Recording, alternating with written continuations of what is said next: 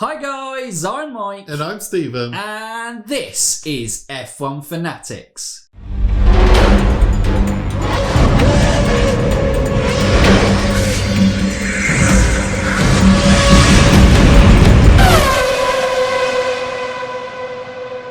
Welcome back to the channel and to another episode of the F1 Podcast. The podcast that encapsulates the world of Formula One in one humble place that completely obliterates other podcasts and competitions. Went on late. This is war! Sorry?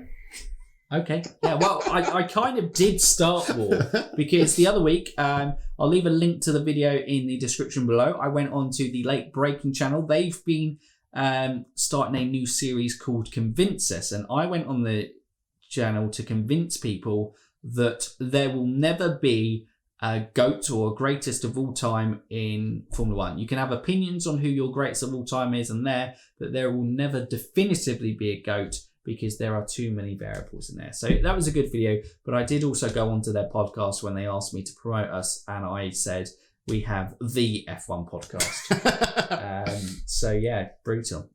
I started. No, it's good. You're assertive. You laid down the marker. We say it every week. Know. I can't bottle it when we go abroad onto other channels. I can't bottle it. You know, we've got to state our claim. When we go on our sunny holiday. The Empire has been reborn. No. Oh dear. That's going to be a skit. Yeah. Memes of British people just going to war. Yes. Yeah, right, anyway. That's the intro.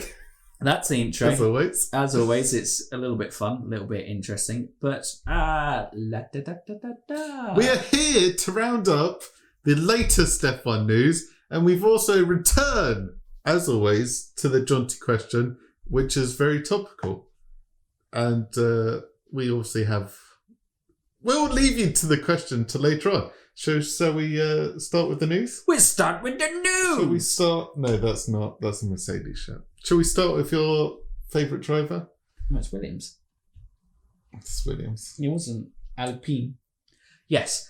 No, this one... Mercedes. To bring it serious level, we're very rarely serious on this one. Last week, Fernando Alonso was involved in a road accident while bike cycling. Cycling's... quite an important part of his fitness routine. He quite regularly goes around on routes. I think he was in Switzerland at the time. Yep. Cycling. And was involved in a collision that meant that he had to be taken to hospital. I believe it was a fractured jaw that he then had surgery on. The main thing, obviously, from this is thankfully he was okay. Regardless of what you think of drivers, personality and stuff, when it's like a human being and they're injured to the point that they've got to go to hospital with those injuries, you just pray that they're okay. And obviously, within the past 12 months, we've had something like Alex Zanardi being involved in a road accident that put him in a kind of, coma with a head injury that he's still recovering. Obviously, wish Alex Zanardi all the best in his recovery for that. But yeah, it was a sad kind of moment there. Thankfully, obviously, it wasn't as bad as maybe first thought. Point in the morning, he has now been discharged from hospital, and he will. I think there was initial fear that he may miss testing, and even if it's worst case scenario, potentially missing the start of the season. But he will make testing, and it shan't affect his F1 return. Yeah, he's fully fit and ready to go. Fernando's back, and yeah. Hope his recovery continues, and look forward to seeing him at pre-season testing. Absolutely. Yes. Next news. It's going to be a bit all over the place. Let's go with Red Bull. I'm Red Bull. I've got the shirt to fit the news. Red Bull. Done you. Red Bull. Powertrain Limited, I think, is the new title of their engine suppliers, which obviously they've taken over from Honda technology, because we've got, another bit of news. Engine freeze was confirmed to 2025. Yeah, agreed. All the teams agreed on it. Yep. So basically, Red Bull have bought the Honda technology, come to an agreement, and set up a new company called Red Bull Powertrain Limited, or something similar to that, which will be their new engine supplier till 2025. Good news. Stability in the Red Bull team. Top news. And I guess they can, with the budget caps, maybe that's reallocation. That guess, does this keep Max Verstappen linked to the team till 2025? I mean, I guess other things will come into play, but if he's bought into the project this much, you might as well see it through on that aspect, because if the engine is freezing and that's been Mercedes' main advantage, you'd kind of back the aero side of things with Adrian Newey being the wizard that he is. You're a wizard, Adrian. Yes. Might come out on in top. between his visits to Hogwarts, yes, he'll figure out there are aerodynamics problems at Red Bull. Dumbledore, I just can't figure it out. The Renault engine hasn't. Dumbledore's dead. Dumbledore's dead. I speak to his ghost. In a painting or something. Yeah, okay. Anyway, that is the Red Bull news. Real Harry Potter is sidetracked there. Pretty, yeah. Bad Dobby. I think it's a good outcome for them. I think so. I mean, it's the ideal outcome for them, because otherwise they were going back to Renault. Exactly. Because no other engine manufacturers coming into sport. Which maybe in 2025, someone does come in and they take their engine. But I guess they have to see, do they, I mean, they could essentially, I don't know what budget is, but hire the Honda guys who've been working with them the last couple of years. I presume so. I presume they're literally just buying all those buying that team. Yeah. Over. Buying that division. Yeah. And going, you work for us now. Helmet's just in a corner. And they're like, is that guy okay? Yeah, no, he's just plotting the next junior career's death. Sorry? What? He just said to make an engine. It's okay, we just bring out Yuki and it makes him happy. Jesus. There we go.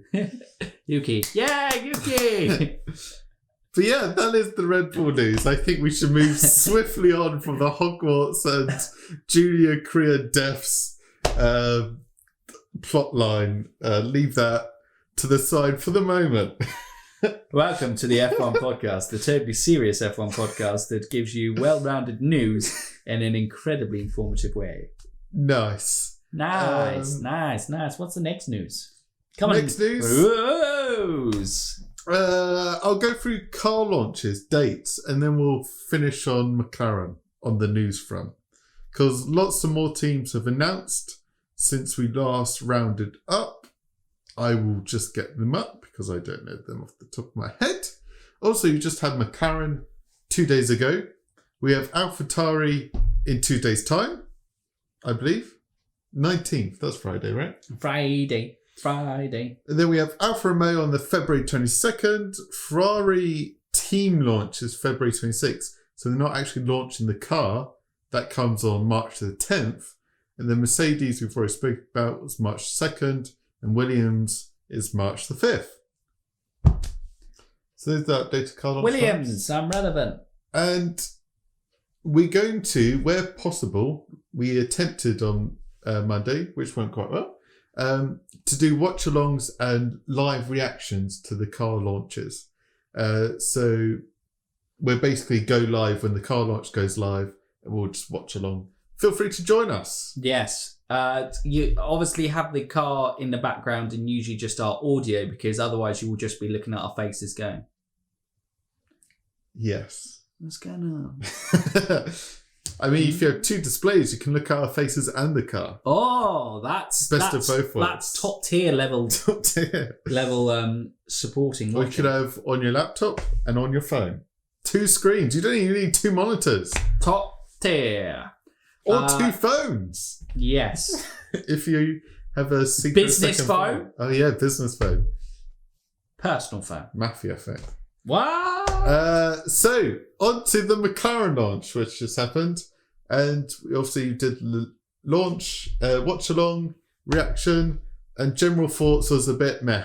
The launch is a bit meh. I think launches generally tend to be a load of PR waffle, and look, I think what I'm going to say is, if you're a McLaren fan, I think that was a great launch. Because you got the fans there in the background, you got some chats with the drivers, you got some fan questions in terms of that interaction. Obviously, even better for those McLaren Plus members who were included in it.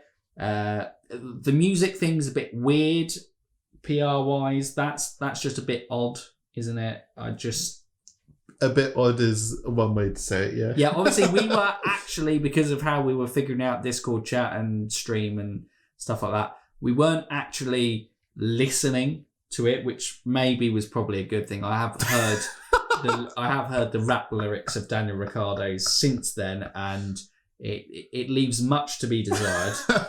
Bless him. But there was the one in the studio. Wow, that was so good. It's like, stop blowing smoke up his ass. Let him drive a car. That's what he's there for. Some points to notice that Zach, Andreas, Daniel, and Lando were all wearing the same trainers. Oh my God. I know. Pretty big. Conspiracy theory. Bet you didn't notice that one, did you? Maybe McLaren are going to launch their own range of trainers. And those trainers were made by? Don't know. Who, do they have a clothing brand sponsorship? I don't know. If it was Williams, it would be Umbro. Whole web of conspiracies, and it all links to the F1 Championship, and McLaren are going to win this year. And it's all going to be a conspiracy because they wore the trainers of the people linked to Liberty Media who give the F1 Championship to McLaren. Okay, no, not that. But yeah, the car was the same. Right. Okay, so obviously there was a bit of disappointment. It was pretty much the same, but realistically it probably was always going to be. And if I'm being honest with you, it's a pretty nice livery. It's a nice car. I really liked the livery last year. I think they've upgraded, and having looked, they've just maybe added a bit more of a gradient to the blue on there. It seems to kind of gradient darker to lighter areas a little bit more, which makes it look quite nicer. The kind of inclusion of the rainbow, it's very nicely gradiented into it as well. So look, they've done a good job. It's a nice livery. It's not going to change. And I think I saw someone on Twitter go, well, show me like the changes in the McLaren liveries between like 1980, whatever, and there where it was basically the Marlboro livery of white with the kind of fluorescent orangey red stripe. If it's good, why change it? But I guess we were all thinking with the new Mercedes engine, the new partnership between the two, maybe they would mix it up with a bit of silver or a bit of white. But hey, it's still a good looking car. Yeah, that's the only disappointment, that there is no hint to their partnership with Mercedes. But I don't know if that's more due to the case of because Mercedes is now a big factor within the sport, where obviously before McLaren were Mercedes stepped back into the sport, wasn't it? With being an engine supplier. Then obviously they came as an engine, and you had the two silver cars on the grid. Then obviously McLaren went away from that when they switched back to Honda, and Mercedes took over as the silver arrows. Obviously now we know black. I think the cars can be black again this year, probably with Mercedes, but I guess we'll see. But yeah, that was the only thing really on the McLaren launch. Yep. Which leads us on nicely to Jonty's question. And Jonty's question is, which team does the best car launches? Now,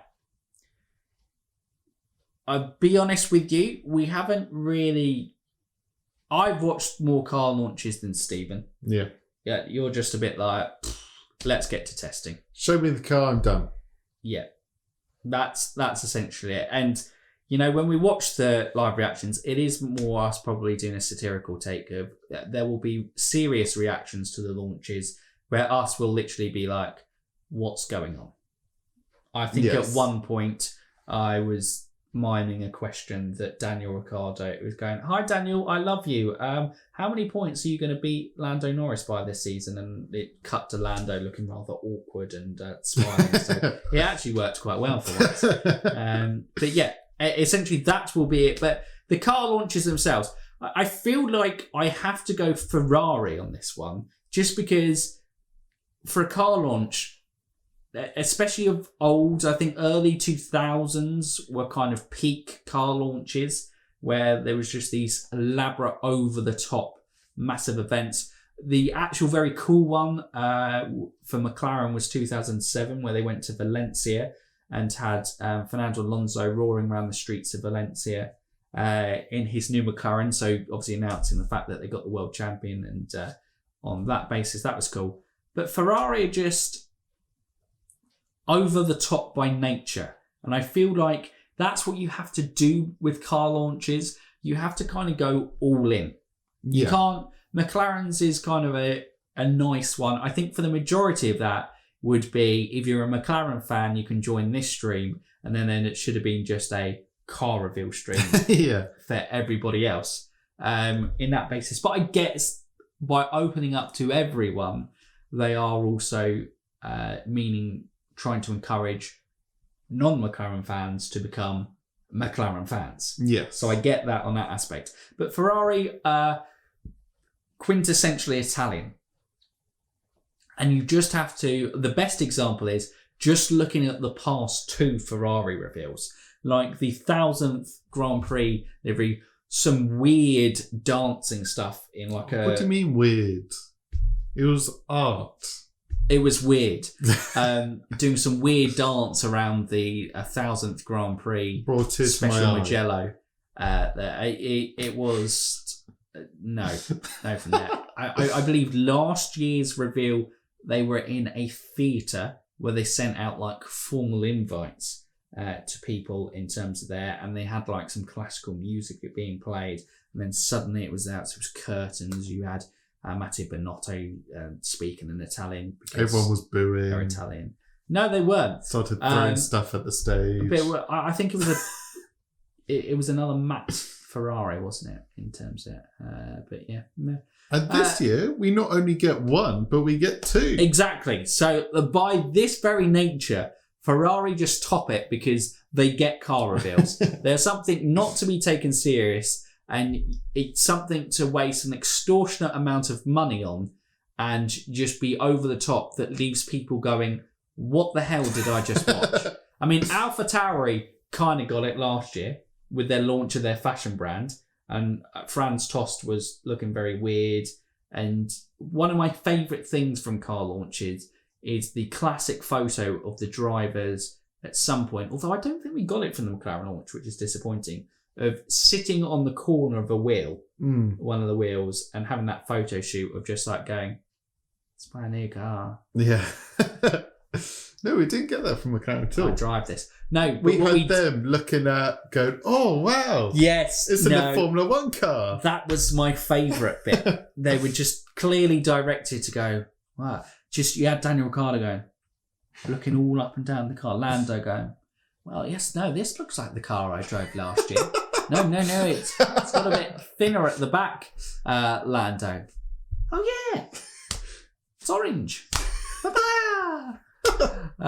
No, Lando Norris is not a kid. He's a very serious competitor, but it was just very cool. Especially watching it without sound was even better, because James Key was like, so we've built a car.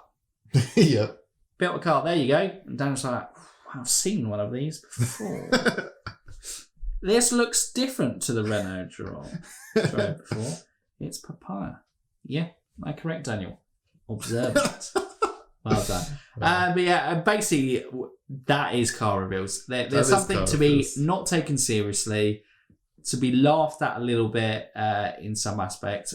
I appreciate what McLaren did for the fans. I think that's quite nice. And McLaren recently have done very nice for the fans. I think, last year when we were in normal times, pre-COVID-19, they even had the fan come on and help reveal the car.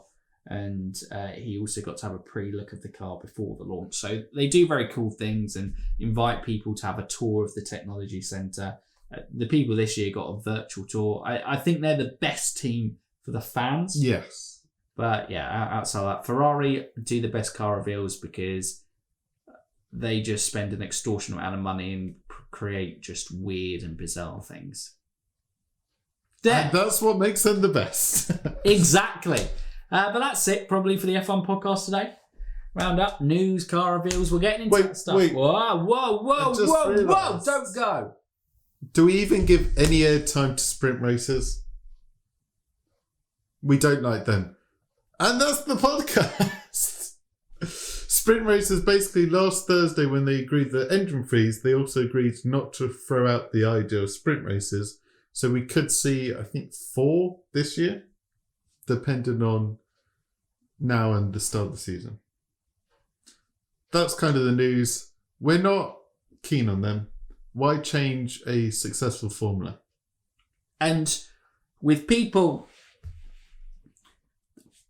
So the pro arguments have been that, well, we haven't tried it before, and in this time, where it's new, why not change it? Well, here's a really good reason why. F1 has done a pretty good effort for trying to cut costs in Formula 1 in recent times. The most expensive time with Formula 1 is probably designing the car and putting it all together in the first place in that. And then with actual on-track stuff is the race, because that is when you have 20 drivers on the grid going hell for leather trying to, do something. This sprint race has no points available. It will most likely be won by Mercedes because it's not a reverse grid. Yep. So for all the people who are going reverse grids, because that might, include some overtaking and stuff like that. So it still benefits the top guys. So basically, you're just getting a practice session for the run on Sunday. Exactly. You might as well have more practice time, loosen the restrictions, and allow teams... I mean, the whole cost cutting, right? This is the thing. They've put in tokens this year for development to reduce costs of people developing the car over the year due to COVID-19. Yeah. And then they are suggesting a race. And to go with a race, they're going 55 grand as a supplement for kind of going, oh, go on, do a sprint race. Oh, go on. No. Qualifying's on Friday, which for the majority of people will be at work or /school, for those younger fans, so they can't watch. And realistically, with how a lot of the people, younger generation, as much would be on social media, they probably have spoilers to who's on pole anyway. So then they're not going to watch on highlights. So then qualifying, I know it's 3 races and I know it's to try and vary it up.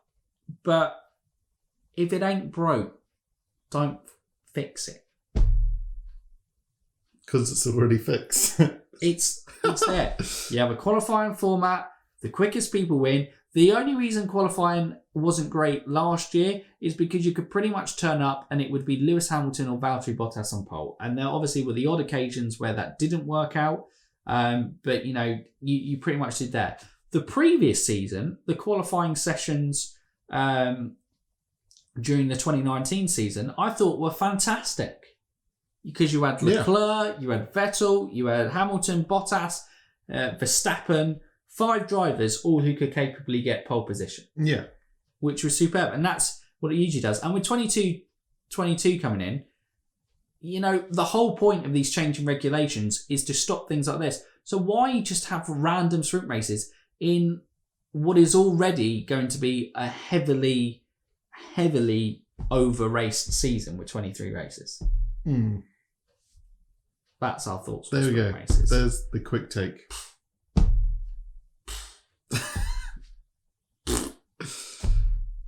Excellent. Get in the bin. In the bin. That's the F1 podcast. That's it for today. We hope you've enjoyed. If you're new around here or haven't done so already, what can they do, Stephen? You can like, subscribe, and ding that bell. Ding it! Don't forget to comment down below with all your thoughts on today's discussions. And you F1 fans, keep racing.